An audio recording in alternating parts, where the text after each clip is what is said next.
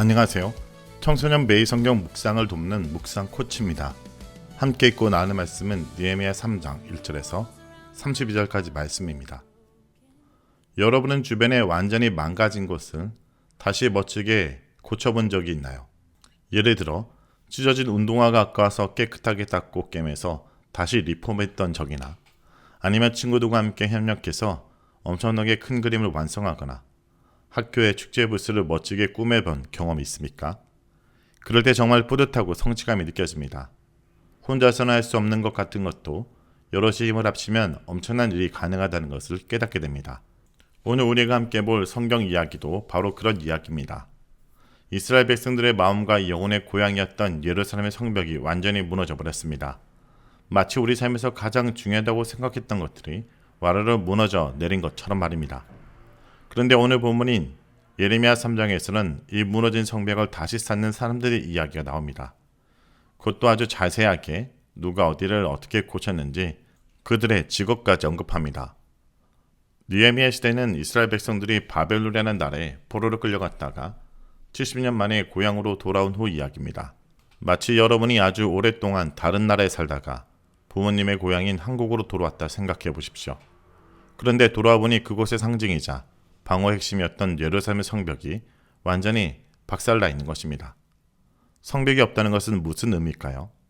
이것은 언제든 외부의 적이 쳐들어와서 사람들의 지고 재산을 빼앗아갈 수 있다는 것입니다. 예루살렘은 단순한 도시가 아니라 하나님을 예배하는 성전이 있는 곳이었습니다. 성벽이 없다라는 것은 하나님 백성으로서 정체성과 영광이 무너졌다는 상징이었습니다. 백성들은 계속되는 불안감과 절망 속에 살 수밖에 없었습니다. 느헤미야는 이 소식을 듣고 크게 슬퍼하며 기도한 후 왕에게 허락을 받아 예루살렘으로 돌아와 이 거대한 프로젝트를 시작합니다. 바로 성벽 재건입니다. 느헤미야 3장은 이 프로젝트의 실행 보고서입니다. 느헤미야서 3장은 마치 건축 현장의 설계도나 작업 분담표 같습니다. 성벽의 한 지점에서 시작해서 시계 반대 방향으로 돌면서 누가 어느 부분과 몇 척의 성벽을 고쳤는지를 꼼꼼히 기록하고 있습니다. 만약 여러분이 어떤 프로젝트를 했을 때 나중에 보고서에 어떤 학생이 열심히 했다라고만 적는다면 서운할 것입니다. 하지만 느헤미야는 엘리야십 대제사장부터 시작해서 향품 장수꾼, 금장색, 간원, 딸들, 레위 사람들, 성전에 일하는 르비딤 사람까지 모든 사람의 이름과 직업을 기록합니다. 이것은 이 일에 아무도 소외되지 않았다는 것이고 하나님께서 그들의 각자의 전문성을 하나님 나라에 쓰셨다는 것입니다. 이것은 우리에게 강력한 메시지를 전달해 줍니다. 여러분이 가진 재능이나 직업은 하나님 나라의 영역과 분리될 수 없다는 것입니다. 여러분이 좋아하는 게임이든 잘하는 그림이든 뛰어난 수학적 머리든 탁월한 대인관계 능력이든 이 모든 것은 하나님이 주신 선물입니다. 그 선물이 여러분이 속한 공동체, 세상에 무너진 곳을 회복시키는 데 사용할 때 그것이 바로 가장 거룩한 일이 되는 것입니다. 오늘 본문에서 감동적인 부분 중 하나는 많은 사람들이 자기 집 맞은편을 걷다는 것입니다. 이것은 무엇을 뜻할까요? 가장 긴급한 필요로 채웠습니다. 내 집합이 무너지면 적이 가장 먼저 그곳을 통해 침입할 것입니다. 자기 집 맞은편을 고친다는 것은 가장 시급하고 나에게 가장 직접적인 영향을 미치는 곳부터 책임감을 가지고 고친다는 뜻입니다. 그리고 이기심을 넘어선 책임감을 말합니다. 성벽 재건은 단순한 이기심이 아니었습니다. 만약 내 집안만 완벽하게 고치고 다른 것을 내버려 둔다면 성벽 전체는 무너지고 말 것입니다. 느헤미야 3장의 사람들은 부분의 완벽함을 넘어 전체의 완벽함을 위해 연합했습니다. 여러분, 우리가 고쳐야 될 내 집의 맞은편은 무엇입니까?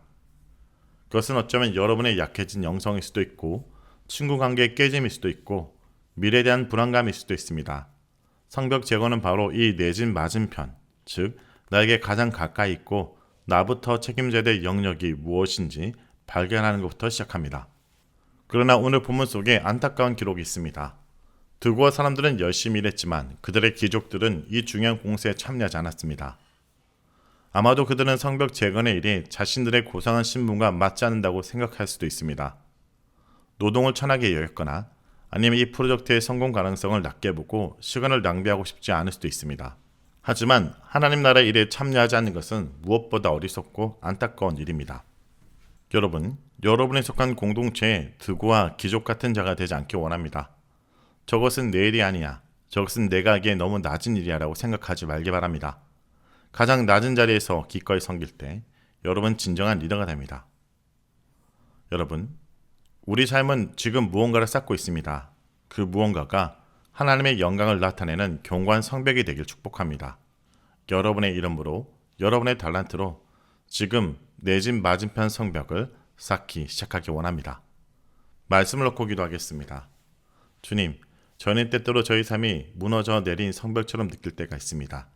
관계의 벽이 깨지고 학업의 무게에 짓눌리고 미래에 대한 불안감으로 마음의 성문이 활짝 열려 유혹과 걱정이 쉽게 침입하게 됩니다. 저의 약함과 부족함을 용서하여 주옵소서. 주님, 홀로가 아닌 공동체와 함께 주님의 일을 감당하며 비전을 쌓아가게 하여 주옵소서. 서로의 부족함을 보듬고 서로의 장점을 칭찬하며 연합하여 아름다운 성벽을 완성하는 기쁨을 누리게 하여 주옵소서. 예수님의 이름으로 기도합니다. 아멘.